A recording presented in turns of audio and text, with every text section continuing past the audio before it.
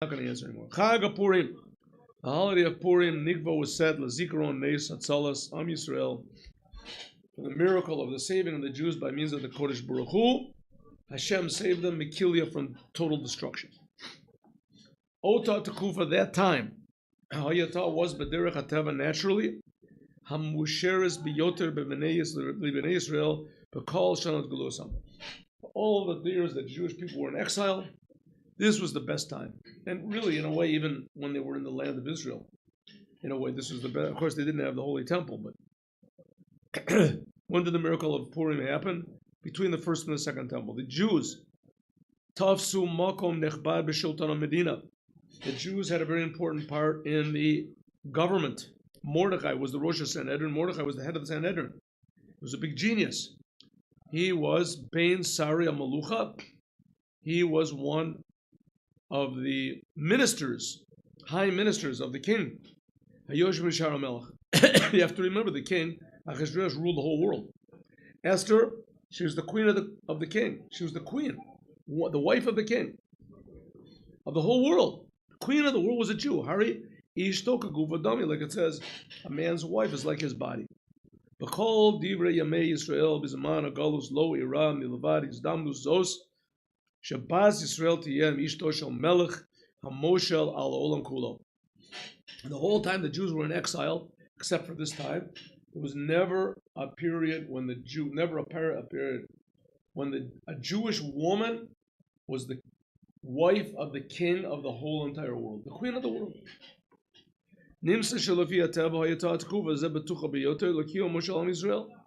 So that this comes out that this time was the best time, according to nature, for the existence of the Jewish people.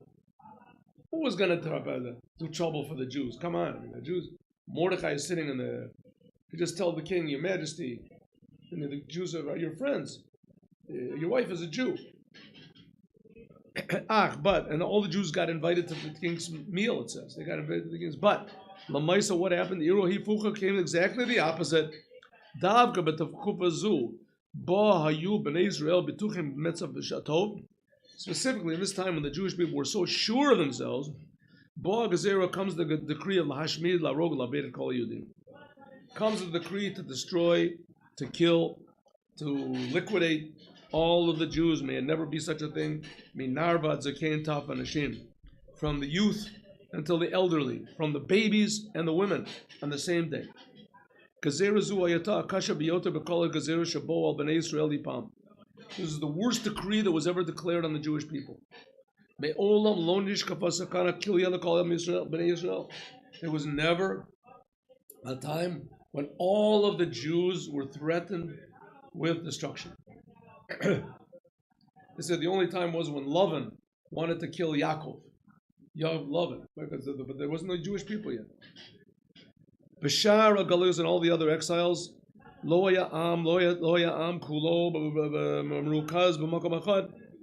of the other exiles, the Jews were never in one place. God scattered the Jews all over. Stalin could not kill all of the Jews. One second, this is Zechariah. You can leave this on. Zechariah, we're having a class. Come to class.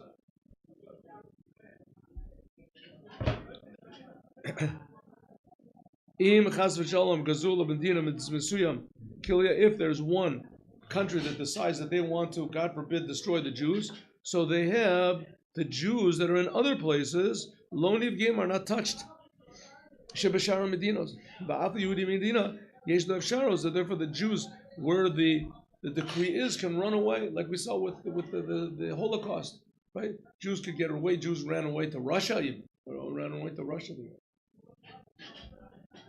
Afilu b'yamei Paro, even the days of Paro, that the whole world was ruled by Paro, and all the Jews were under his rulership, and they couldn't get out of Egypt, like it says, a slave never escaped from Egypt. Nikol makom lo yata gezerah al ha'am kulo.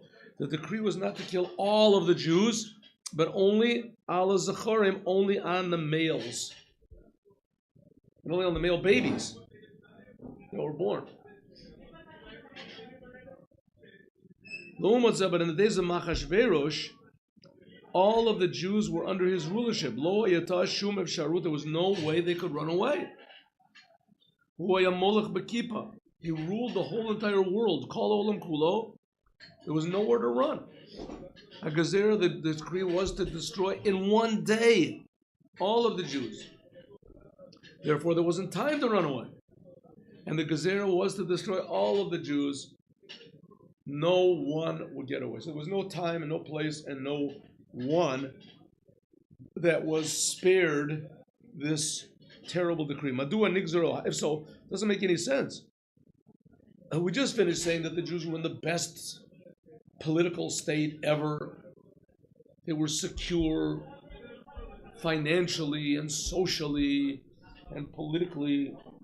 All of a sudden, why was a terrible decree? Gayemus amito shel davar gezerah ayumazu. And the time when the Jews were so sure, according to nature, the Gemara says the reason that the gezerah is because shenehenu misudaso shel oto Russia. They enjoyed the meal of Achashverosh. Achashverosh made a huge meal because he made a calculation that the Jewish Jews were supposed to be exiled from Israel for 70 years, and then the second Beis HaMikdash would be built. And according to his calculation, the 70 years was over. And so he made a big meal because he figured that's it. The Jews are not going to get out. No. And the Jews came. No, they came, but they enjoyed it. No after we say that bebirush Shalom Yisrael B'teva. So we know that what? The Jewish people and nature are two things. The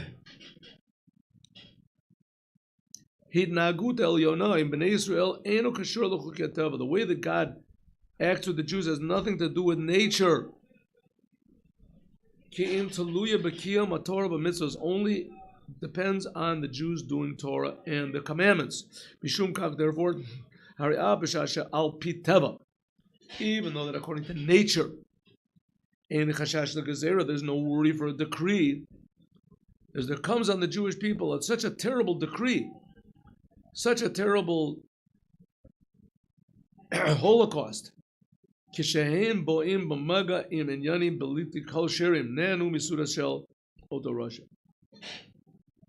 What happened over here? What happened? The Jewish people were on, turn the page, next page. The Jewish people were in the best state ever. The queen of the world was a Jew. Mordechai was one of the main advisors of the king. And suddenly from nowhere came this terrible decree. It says the reason was because apparently a nonsensical reason. Because they got pleasure from the meal of the king. Now, okay, they got pleasure from the meal of the king is not a nice thing. That means you have to destroy all of them. What about the babies? What about the children? The children also have to be killed just because their parents and the old ladies and old people. I'm sure that some of them didn't to destroy all the Jews. It wasn't just because they got pleasure from a meal. There's another place where it says that Jews also ate kosher. It says kiratzon ish v'ish. Served everybody whatever they wanted. So they got kosher l'ma'adrin meal. And they enjoyed it. What's wrong with that? They got killed. So there's another sikh of the Rebbe where the Rebbe explains like this. It says it was really it wasn't a decree so much that they did the sin of enjoying the meal. And because they did that sin, the punishment was total destruction. No, it's not like that. So the Rebbe, the whole existence of the Jewish people is not natural. The whole existence of the Jewish people is totally above and beyond any semblance of nature. There's never been such a thing like that. Here we have a whole entire nation. Everybody hates us. It says in the Talmud, 70 wolves and 1 sheep, and the sheep exist, and this has been going on for hundreds of years, thousands of years. The whole world hates us, they want to kill us. And we're outnumbered 500 to 1, 1,000 to 1, however many it is. And it says 500 to 1, it means 500 to each and every one. In other words, 500 people.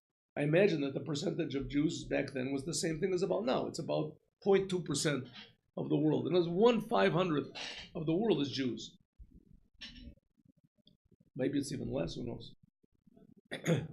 So how can the Jews still exist? How can they live? So the answer is it's totally above nature. Doesn't make it. And God protects them, and God will continue protecting them no matter what they do. But here, all of a sudden, in this meal, the Jews all said, listen, now we're enjoying the meal of Achashverosh. Achashverosh invited us, so we're in good with the non-Jews. The Jews, we don't need God's protection anymore. The non-Jews like us. It's a natural thing. They appreciate the Jews. We are creative people. We're unusual people. It's interesting. Interesting people. And the non-Jews like us because of that.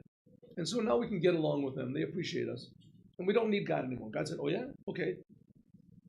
That's what you enjoy? Now that's what you're getting from? Okay, good. I'll give you a blessing. Continue. We'll see what's going to happen. Right? All of a sudden, one day, Achashverosh comes, he gets mad at his wife, kills his wife. He hasn't got a wife. The whole world belongs to him. The whole world belongs to him. He kills his wife because she gets him mad. He says, I have to have another wife. He can't find one. He's going crazy. He's going berserk. He's got the whole entire world, everything he wants, all the women, everything he wants. But he can't find somebody he likes. Sounds like a dating problem. All of a sudden, he finds this one woman, and it says she was really ugly. Esther. She's really ugly, but he liked her. Rabbi, he liked the way she looked. She looked like a... These days, they don't have kings, so this is not a problem these days. Even if they do... One second, let me finish. So she looked like a pickle or something, some green, and he said, oh, this is what I like. This is it. And all of a sudden, he likes her, right? And so everybody figured, listen, we're in. The king likes the Jewish woman. Everything is fine. Is this related to girl power? No. We talked about that before. Nothing to do with it. Nothing. Okay. There's a teaching that Esther is not good. It says Esther Yerok It says that she. One second. It says that she was really ugly, but there was something pleasing about her.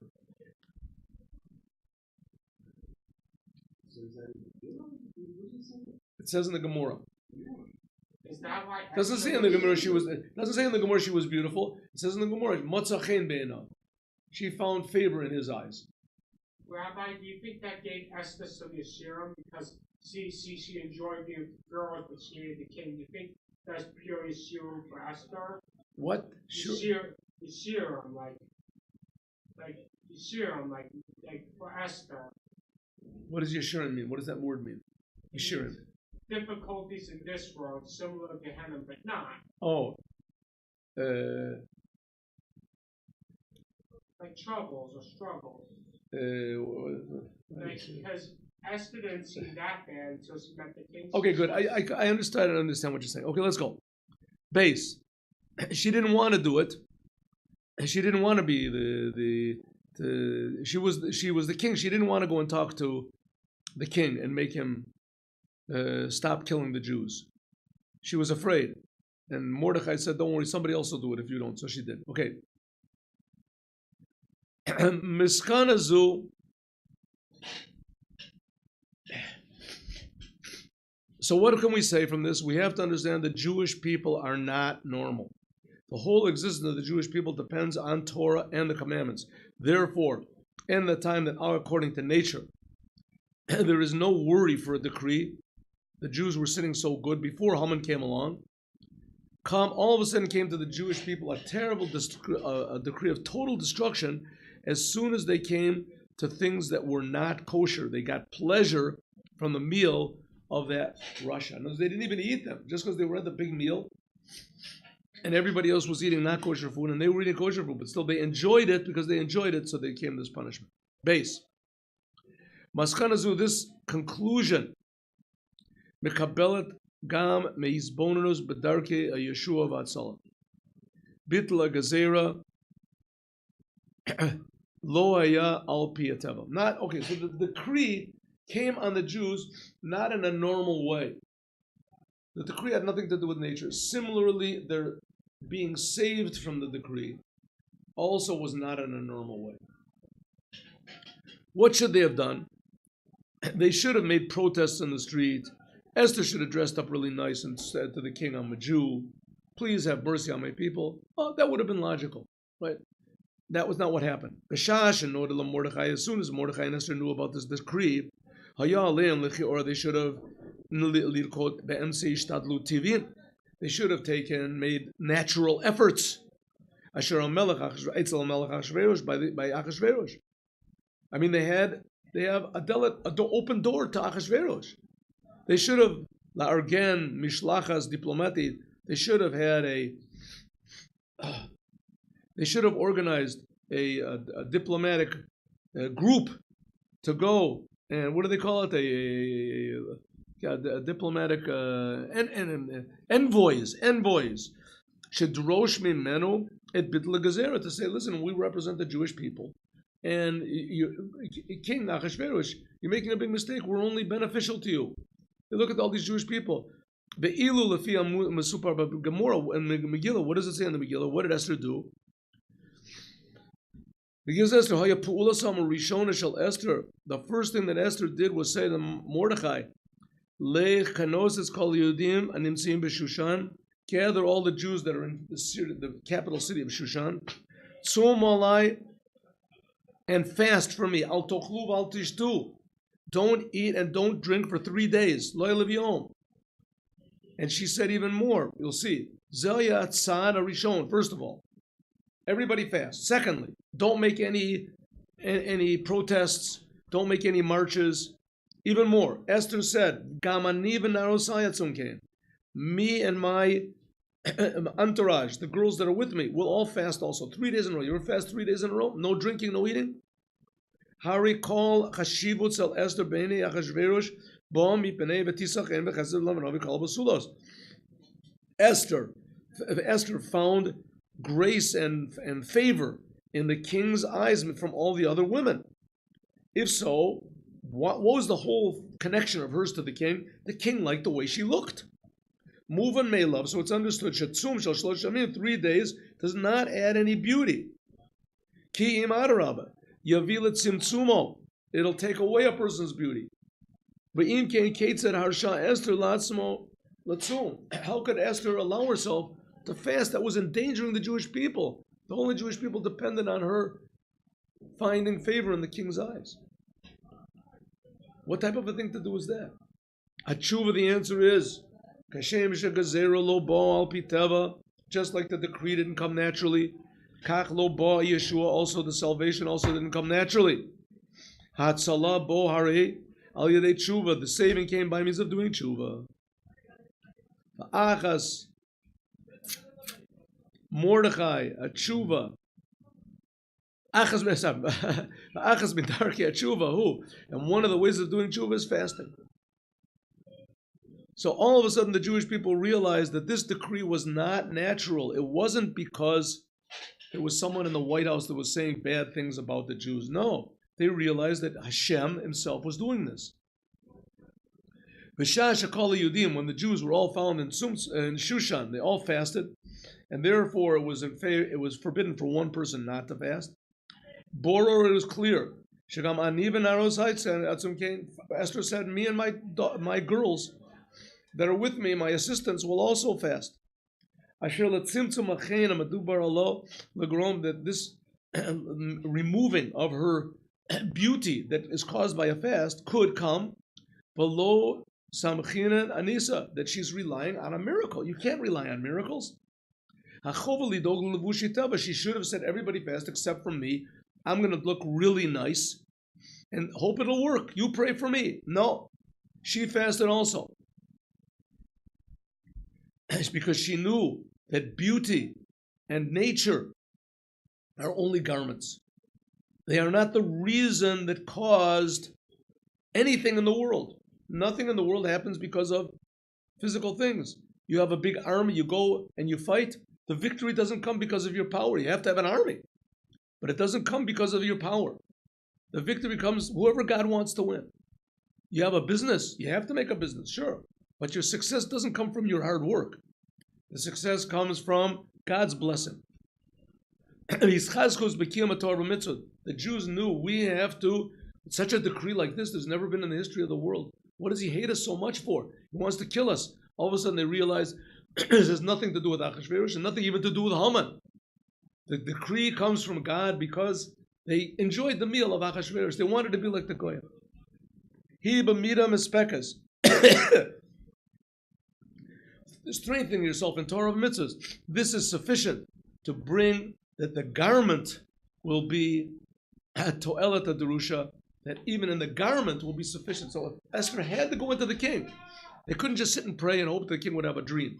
She had to go into the king. She did go into the king. And said when she went into the king, she had fasted for 3 days. It says in the Gemara that a person that fasts for 3 days has a terrible smell that comes from his body, from his mouth. And nevertheless, she went into the king. The king liked her. All of a sudden, the king liked her. But why would he like her? She's green. That's what he liked. It was because of God's blessing. It was a miracle. So he liked her, but she still looked like a Mr. Grits. Whatever it was, doesn't make any difference. The reason that he liked her was because Hashem put it in his mind that he would like her. No wonder. Ella, but let's continue. Ella, but shemishum ha'alama bastara hamatsuya b'zman ha'galus, but because of the concealment and the confusion that there is now in the time of exile. What does it mean, the time of exile, where Jews don't recognize God?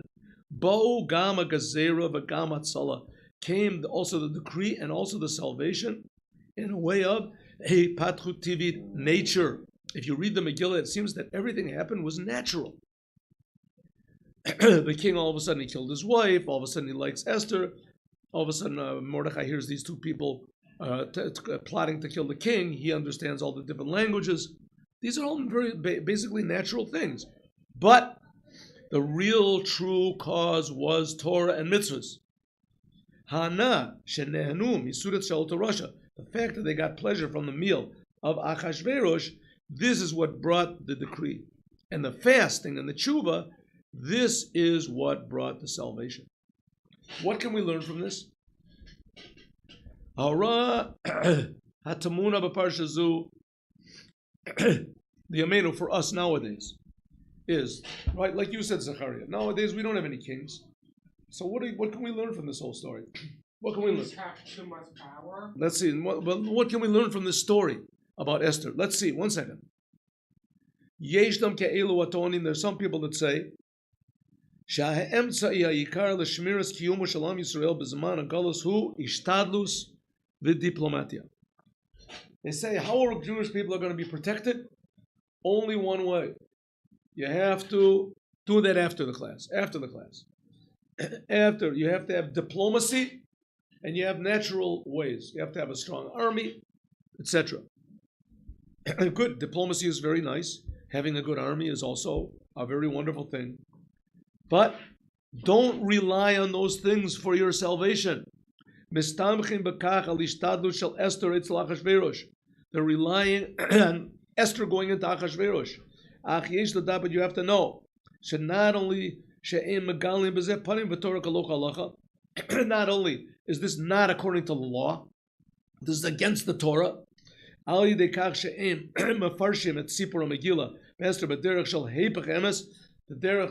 They say, listen, Esther went into the king, so we have to be diplomatic, right? These people are actually denying the very, very cause of the existence of the Jewish people. What do you want to say? Now that we have the land of Israel, we have the country, and we have an army, so that is the beginning of the redemption. Yeah. Says the Rebbe, it's not so. The beginning of the redemption can only come really by means of Mashiach. Rabbi, the army is more Zionistic than Haredi. That what? The army is more Zionistic than Haredi. That's more of a Zionistic idea. Right, so the Rebbe says, don't rely, the army is not to be relied on for our salvation. You have to have an army. You have to have a good army, it has to be a strong army, but you have to know that the army is not going to save us, which we can see clearly. That's because it says this in Amos as well. Don't get too involved. Don't become best friends with the government. It says that in Amos. Right, very good. Okay, Ne'amar, like it says, Atem nitzavim ayon kulchem. You are standing today, all of you. Omrim al-kach, the rabbis say, Gam kasher ha'olam mitmotatim. Even when the whole entire world crumbles, you are still standing. Kiyum Shalam Yisrael, the existence of the Jewish people, is different from the other people. Kiyum ha'umos, the existence of the nations, is because nature. But the Jewish people, they are not under the laws of nature. Their existence is tied to Torah and mitzvahs. And you can just take a little very simple look. Here we have the United Nations today, every other day they have condemnation of Israel. Every day, right? They think the whole world is against this. How are we existing? Doesn't make any sense, right? First of all, it makes no sense that they condemn us every day when we're really not doing anything. Number one. And number two, there are so many other countries that do infinitely worse than we do. And most of them are these countries that condemn us. They're the ones that are doing all these terrible things against humanity, right? Killing people and raping people, insane stuff. And those countries are all of a sudden, they're the beacons of justice, that they're determined. So you can say, okay, this is not natural. This is 100% not, that doesn't make any sense. You think, one second. You think that somebody in the United Nations, somebody would say, hey, this is not real. There's something wrong. One country should stand up. England, who knows what. This is not right. You can't, no, everybody's quiet. Nobody says anything. Okay, so the Jewish people, there's two aspects of this. Number one, why do they hate us and why are they so against us without any real reason? Doesn't make any sense why. You should know that it's not natural, not normal. Right? Secondly, why are you so afraid of them? And why are you so afraid of them? So the answer is, it doesn't make any sense, right? We can't make enemies of the non-Jews, but they all hate you anyway. They hate you anyway. You see that every day. There's nothing you're going to do. Right? So we can try. We have to. So maybe it'll cause a war, and maybe they're going to destroy us. I don't understand. 2,000 years the Jewish people existed. They didn't have their own country. They didn't have the Goyim did all sorts of terrible things to us, and no saying, right? Yes, they did. But those Jews that still exist, how do they exist? From total miracles. And now you're in the land of Israel, and what do you want to do? Make peace with the Nazis? I mean, these Palestinians are the same thing as the Nazis. All of a sudden, you have your country and you have your army. No, so do something. Take vengeance. No, I'm not going to do it.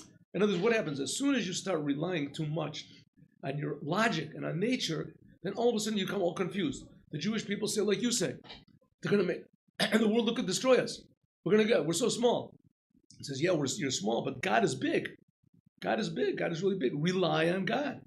Rely on God. You have an army? Use it once in a while. No, if we do that, the world is going to hate us. What do you got an army for? Yeah, so you buy plastic guns instead of real guns. You'll save money, right? It doesn't make any sense. It says the Rebbe, you can't rely too much on nature. Kishabo is tzara. If there comes a terrible decree, ein aleinu, we cannot depend on diplomacy. We cannot depend on any sort of normal efforts. We have to pashpesh b'maasav. We have to first of all look through how we are not serving God and what is lacking in our service of God. Milui hachaser, and fill the lack in strengthening Torah and mitzvahs, and only then will help the natural things that we do. Then our army will really win. Then all of a sudden the United Nations will become quiet. If the Jewish people turn to God, afilu b'matzav she'omos acherot, even in states with other nations, they would crumble, but you Jewish people will never crumble. Could you imagine if the whole entire United Nations, if they made so many decrees like this on any other nation in the world, right? Iceland, Monaco, the Vatican City, any city in the world, if they made every day another decree, another condemnation on this, somebody would say, what are you doing? What, that will cause a war. On England. Right, so it says we see that there is no war, right? We see that there is none. But still, if you get the UN involved, all that does is start a war. Ein lahibahel mimatzav haYehudim kafi shehu nir'eh b'einei basar. You should not be scared of the situation the way it seems to be, like Zechariah is. They're going to kill us. They're going to destroy us. No, we have to be normal.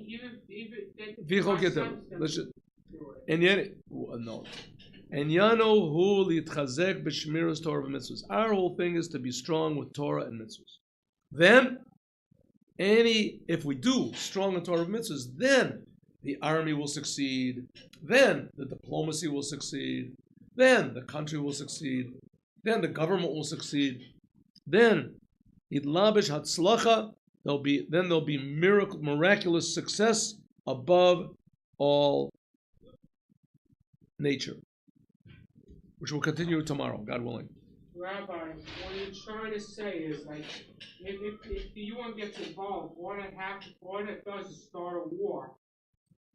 The Rebbe said in the Sikha that we are God's people. Yeah, we are God's people. We can't And get God- wiped out, but still, we God- don't want war. God, Of course, God's going to take care of God us. controls the United Nations. I'm not saying that, but if you get the United States involved, the UN peacekeeping treaty and soldiers from different countries, all that does is start a war. You can't have two major countries disagreeing. You have to be careful of politics, because that could start a war hospital. I don't understand what you're saying. Okay, what did you say? Is the Avoid it. world we're living in right now, is it that much different than the period of the story of the Mila before Haman cast the lots? Well, Esther was, Listen, now, no. and also, this whole story of Torah, it blows my mind. It's just such an amazing story.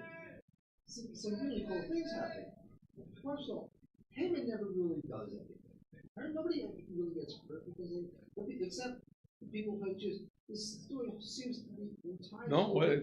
Story seems to be a complete story about we were starting to assimilate. We went to this feast. We enjoyed ourselves. We wanted to fit in. And this was not in God's plans. God made us make tshuva and put us on top of the world with Esther. Gave us gold and money. And it's the only people who really got hurt because of Haman are the people who wanted to kill us. Okay. It just seems like we are almost at that same junction today. Listen, you can take a similar example. There was in Nazi Germany, right, in the 30s, the early 30s. So the Jews were like really sitting high in there. The Jews were the professors, and the Jews were in the arts, and the Jews were in the theater, and the Jews were this. And that was one of the things that all of a sudden, Yamach Shemo, Hitler came. And he said the same thing as Haman said, right? These people are among us. They're marrying our daughters. They're taking our jobs. They're teaching our children. We have to get rid of them. But that's connected to the book of Esther. So that was back then. Today, I think it's a little bit different situation. I think it's a little bit different situation than it is back then. I mean, now. I mean, who wouldn't go to Trump's party if he had the party? But Trump has to be careful what he says. He could start a war by just speaking bad on another country. I mean, I'm not trying to compare what happened in the Holocaust to World War II. Listen, the Jews. With what's right now, it is. The problem with the Jews back then is they were one generation away from the destruction of the temple. It's because So of, that's just because of hate. That's because of nothing else. They had seen the Jewish temple. They had seen the temple being Well, destroyed. that's So they only had, one because the second. So Jews they had Jewish identity. Nowadays, there's no Jewish identity. Now the Jews are ignorant. That's only because of hate. That's the only reason. We'll talk about it later.